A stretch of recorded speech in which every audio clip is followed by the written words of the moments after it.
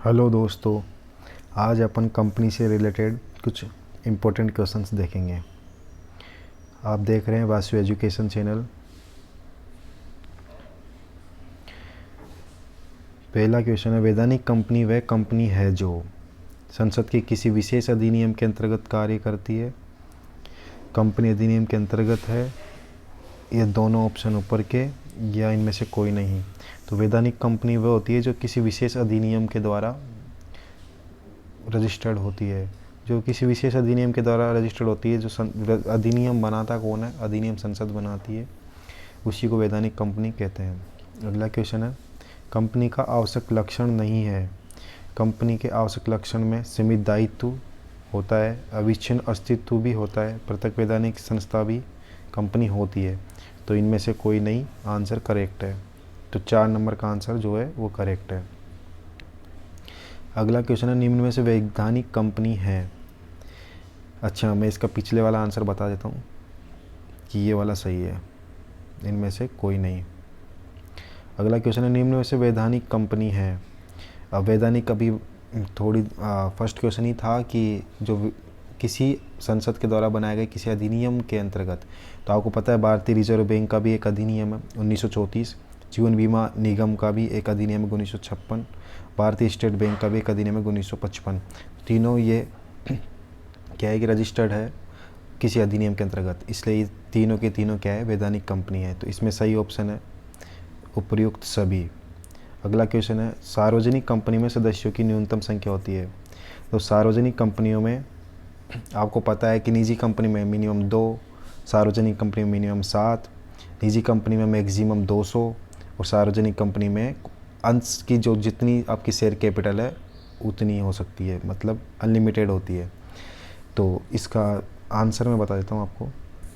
सार्वजनिक कंपनी में 7 right answer है। सार्वजनिक कंपनी में सदस्यों की अंतिम कोई सीमा नहीं। सार्वजनिक कंपनी में सदस्यों की अधिकतम संख्या कितनी होती है? इसका सही उत्तर है 3 नंबर का, कोई सीमा नहीं, क्योंकि अनलिमिटेड होती है। निजी कंपनी में सदस्यों की अधिकतम संख्या 200 होती है। निजी कंपनी में अधिकतम संख्या कितनी होती है? 200 होती है। निजी कंपनी कितनी न्यूनतम अंश पूंजी के साथ पंजीकृत हो सकती है? निजी कंपनी न्यूनतम अंश पूंजी, आपको मैं बता दूं, जो नया एक्ट आया है उसमें न्यूनतम पूंजी का जो प्रावधान है वो ख़त्म कर दिया गया है। इसका सही आंसर इनमें से कोई नहीं। पहले 1956 का जो एक्ट था उसमें मिनिमम कैपिटल सार्वजनिक कंपनी में 5 लाख थी और निजी कंपनी में, मतलब प्राइवेट कंपनी में 1 लाख रुपए थी। लेकिन अभी ये सीमा को हटा दिया गया है, इसलिए सही उत्तर है इसका इनमें से कोई नहीं। अगला क्वेश्चन है, नेक्स्ट क्वेश्चन है, सार्वजनिक कंपनी कितनी न्यूनतम पूंजी? अभी मैंने बताया कि इसमें भी ये आंसर गलत है, इन कोई सीमा नहीं, क्योंकि कितनी भी हो सकती है, मिनिमम कैपिटल की कोई लिमिट नहीं है। इस बार इस अधिनियम में हटा दिया गया सारी। कंपनी की पंजीकृत पूंजी है। कंपनी की पंजीकृत पूंजी अधिकृत पूंजी को भी बोलते हैं, जिसको नॉमिनल शेयर कैपिटल बोला जाता है, authorise share capital, registered share capital. तो पंजीकृत, अधिकृत, ये सब पूंजी एक ही होती है जो कंपनी के एमओए में लिखी हुई रहती है। इससे ज़्यादा कंपनी कभी अपनी जीवन काल में इससे ज़्यादा अंश पूंजी वो निर्गमन नहीं कर सकती। अगला क्वेश्चन है कंपनी से रिलेटेड, कंपनी के चिट्टे का प्रारूप निर्धारित करता है। तो कंपनी का जो चिट्टा होता है उसका प्रारूप होता है, आपको जैसे कि पता है कि अनुसूची 3 में क्या है, मतलब अनुसूची 3 फर्स्ट में क्या चिट्टा है और अनुसूची 3 सेकंड में क्या है, पीएनएल अकाउंट है।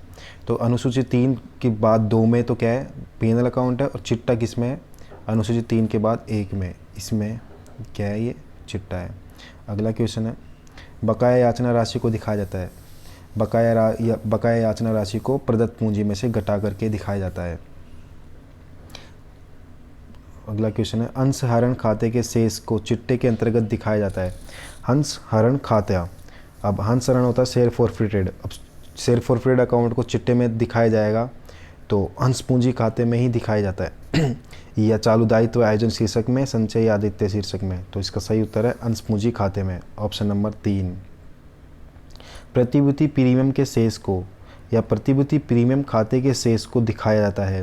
प्रतिभूति प्रीमियम जो होता है सिक्योरिटी प्रीमियम, इसको दिखाया जाता है संचय व आदि के शीर्षक में या चालू दायित्व आयोजन शीर्षक में, ऋण एवं अग्रिम शीर्षक में, अंश पूंजी शीर्षक में। तो आपको पता है कि ये एक तरीके का प्रॉफिट होता है और प्रॉफिट को कहाँ दिखाया जाता है, रिजर्व एंड सरप्लस में दिखाया जाता है। तो आंसर करेक्ट कौन सा है, 1 नंबर, संचय एवं आदि के शीर्षक में। नेक्स्ट क्वेश्चन पढ़ेंगे अपन। अंश मांग खाता है, अंश मांग खाता है व्यक्तिगत खाता, वस्तुगत खाता, नाम मात्र खाता। तो आपको पता है शेयर कैपिटल से रिलेटेड सारे अकाउंट क्या होते हैं, व्यक्तिगत ही होते हैं अधिकतर। तो ये अंश मांग खाता क्या है, व्यक्तिगत खाता है। अगला क्वेश्चन है, अंशों के हरण किया जा सकता है। अंशों का हरण कब किया जा सकता है, जब उससे कोई पैसा मांगा हो और उसने पैसा नहीं दिया हो। किसी अंशधारी से अपन ने अंश दे दिए हों और अंश का जो बकाया रुपया वो मांगा हो लेकिन उसने नहीं दिया हो, तो इसलिए उसके अंशों का हरण किया जा सकता है। तो यातना राशि भुगतान न करने पर, वार्षिक साधारण सभा में उपस्थित न होने पर, व्यापारिक ऋण का भुगतान न करने पर या उपरोक्त सभी। तो मैं आपको बता दूं, यातना राशि का भुगतान न करने पर। तो सही उत्तर क्या है इसका, यातना राशि का भुगतान न करने पर, क्योंकि वार्षिक साधारण सभा में उपस्थित हो या नहीं हो उसकी इच्छा है। और व्यापारिक ऋण तो ये व्यापार हो गया, इसमें ऋण का भुगतान करे नहीं करे इसमें कोई ज़बरदस्ती नहीं की जा सकती। अगला क्वेश्चन है, अधिकार अंश है, जो अधिकार होते हैं राइट शेयर्स। अब राइट शेयर्स क्या होते हैं, राइट शेयर्स कंपनी के द्वारा अपने विद्यमान अंशधारियों को दिए जाते हैं। जो कंपनी के वर्तमान अंशधार जो होते हैं उनको ही दिए जाते हैं ये, ऐसा नहीं है कि नए अंशधारियों को भी राइट शेयर इशू कर रहे हैं। तो मैं बता देता हूँ, एक नई कंपनी द्वारा निर्गमित किए जाते हैं, कंपनी के संचालकों द्वारा निर्गमित किए जाते हैं, वर्तमान अंशधारकों को पहले प्रस्तावित किए जाते हैं, या ऋण पत्र धारकों को प्राथमिक आधार पर प्रस्तावित होते हैं। तो वर्तमान अंशधारकों को प्रस्तावित किए जाते हैं। अगला क्वेश्चन है, आनंद लिमिटेड का 100 रुपये वाला 5,000 रुपये अंश 20% प्रीमियम पर जारी करने का प्रस्ताव था। आवेदन राशि की न्यूनतम रकम जो प्रत्येक अंश पर वसूल की जानी है। तो मैं आपको बता देता हूँ, कंपनी जो एक्ट है 2013, कंपनीज एक्ट 2013 में तो क्या है 5% का मिनिमम होना चाहिए, लेकिन जो सेबी के द्वारा है वो सेबी में क्या है 25% है। सेबी के द्वारा तो 25% है, और ये कंपनीज एक्ट है ना, इसमें 5% है। तो 100 का 5% 5 रुपये होता है।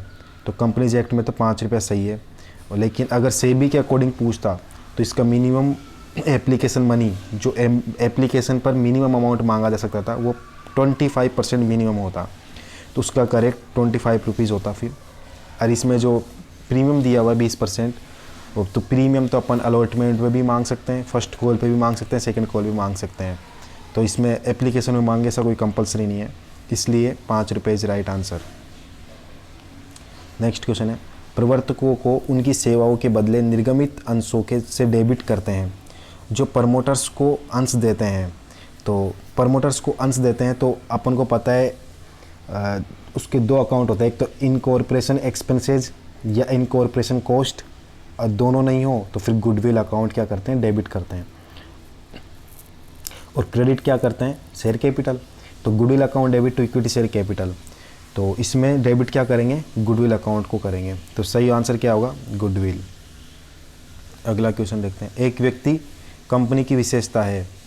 एक व्यक्ति कंपनी मतलब होता है 1 पर्सन कंपनी, ओपीसी की बात कर रहा है। ओपीसी का पहली बार प्रोविज़न 2013 एक्ट में ही आया था, जिसका केवल एक ही सदस्य होता है, इसका दायित्व सीमित होता है, कम से कम एक संचालक, बस अधिकतम 15 संचालक होते हैं। देखो ये तीनों ऑप्शन ही सही है, तो उपयुक्त सभी, इसका सही आंसर क्या होगा, उपयुक्त सभी ही होगा। अगला क्वेश्चन है, अगला क्वेश्चन देखने के लिए अगला वीडियो बनाएंगे, इसलिए इस वीडियो देखने के लिए बहुत बहुत धन्यवाद। Thanks for watching. Next video के लिए वेट करें। Thank you so much.